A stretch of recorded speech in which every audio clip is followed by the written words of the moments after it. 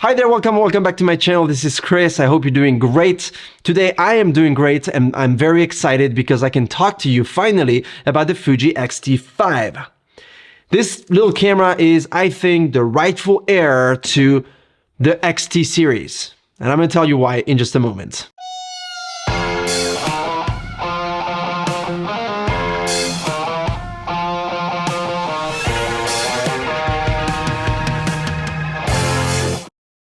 The X-T5 is not just another camera.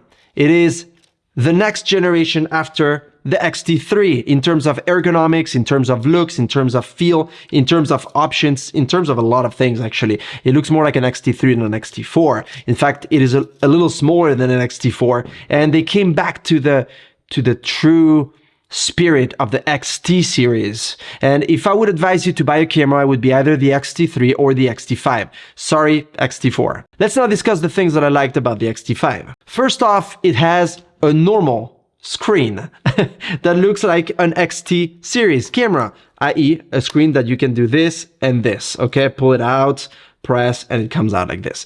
This little setup here is just what I was looking for in the X-T4.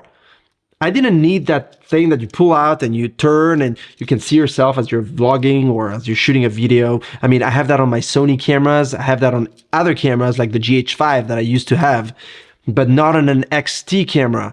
That's something that I like to see on the XH2, XH2S. That's okay.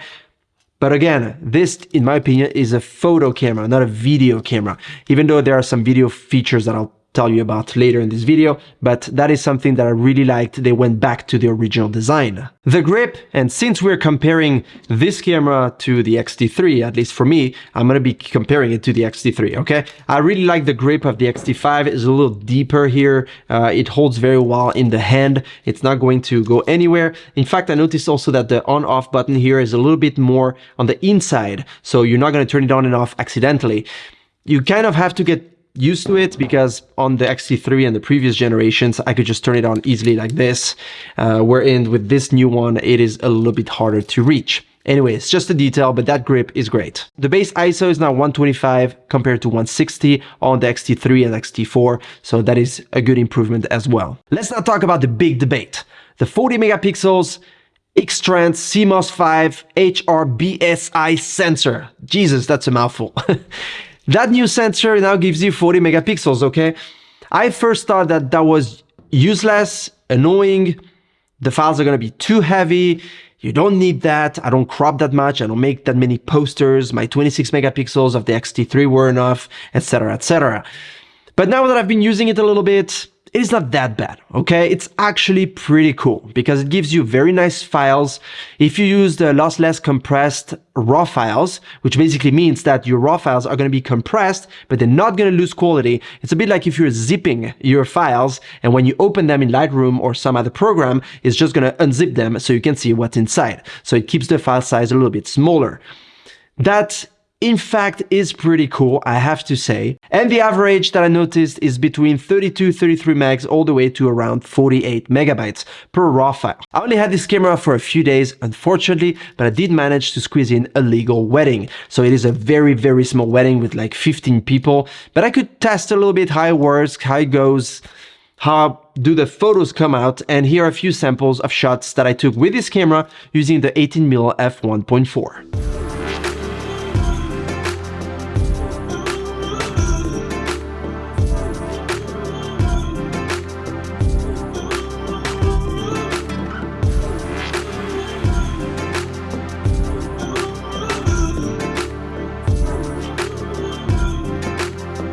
Another thing that I'm very grateful for is the two SD slots, okay? They kept them the same as we used to find on an X-T4, X-T3, X-T2, X-T1. And this time Fuji did not implement a CF Express card like they did on their XH2 series. I think that is really cool because despite the fact that you have great video options, this is once again geared toward photographers. And I think they really nailed it with the fact that we're still using SD cards. Don't try to have us use CF cards as photographers because I have a ton of SD cards and I still want to use them for a few years. So this is cool. There's a great face detection like we find on the newer X-H2. Once again, these are very similar, as you can see. The face detect is great. It detects the eye, the face, and then you can track other subjects like cars, animals, a cat, and so on and so forth, okay? You might know based on my previous videos that I'm not a big fan of those automatic tracking systems. I notice it's not as good as the X-H2 or X-H2S. The technology is not as improved, but this is not the same kind of camera. It's cheaper, yes, but also I don't feel like people that are buying an X-T camera are gonna need that tracking to be as good as someone that buys an X-H2 camera. I did test it a little bit. I didn't take a lot of photos with it. During the wedding, I did shoot using it, so that's cool. But I also did some tests doing an environmental shot for a company hereby. They're artists, they're great, they make statues. And yeah, I wanted to show you how it looks a little bit. So here they are.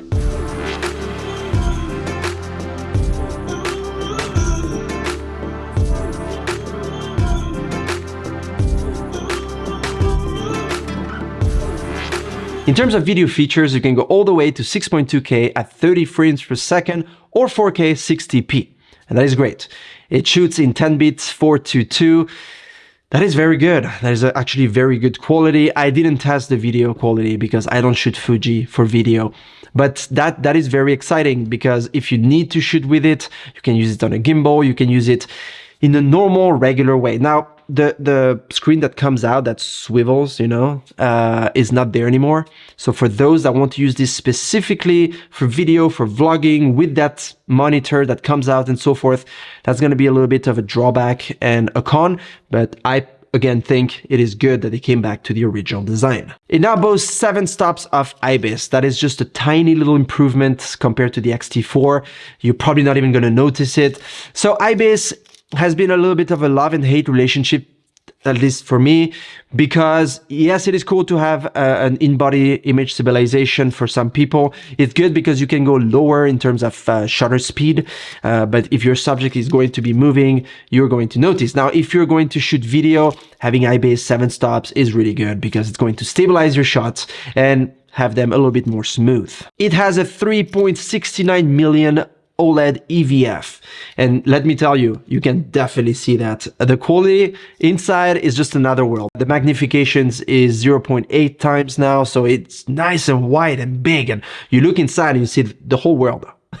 Okay, you see a lot, and yeah, it is great. This now has the pixel shift multi-shot 160 megapixels feature. So if you're someone that shoots a lot of product photography and you want everything to be really sharp and really neat, you can do so. The shutter speed can go up to 180,000 of a second. That is absolutely amazing. So if you like to shoot outdoor with a bright sunny day at a wide aperture, well, this will allow you to do so. A little fun fact, if you use this camera with this battery on economy mode, you can go all the way to 740 shots compared to 600 on the X-T4, same battery. So I find this to be quite interesting because 740 photos on this camera without using obviously the boost and using like, you know, all those things that eat a lot of battery.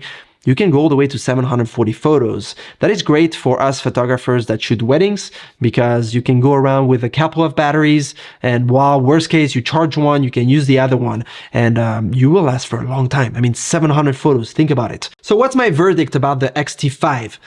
This camera has given me the love back for the X-T series. I was a bit scared that they would continue with this X-T4 pattern, be it in terms of dial or in terms of looks, ergonomics, becoming each time bigger and bigger and bigger. And no, they didn't. I feel like they did listen to us and they realized that what was successful was the fact that it was a small body. And this, I mean, look, they look so similar, these guys.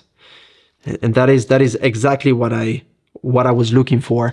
That is the reason why I would get an X-T5. I'm probably gonna pull the trigger on this one and I'm gonna get one for myself. Look, if you guys have an X-T4 and you don't need those 40 megapixels, honestly, just keep your X-T4 for now. Now, if you have an X-T3 and you want the sweet deal, the sweet update here, that's the camera for you. You should go for it. Actually, I really enjoy this X-T5. It has all the technology that we got from all the previous cameras with that extra because it's an XT camera. There, I hope I answered any and all questions you might have had, any curiosities about this new little baby. If you have any other questions, write it down in the comment section below. I answered gladly, as fast as possible, like always. And I see you in my next video. Take care and keep shooting. Bye.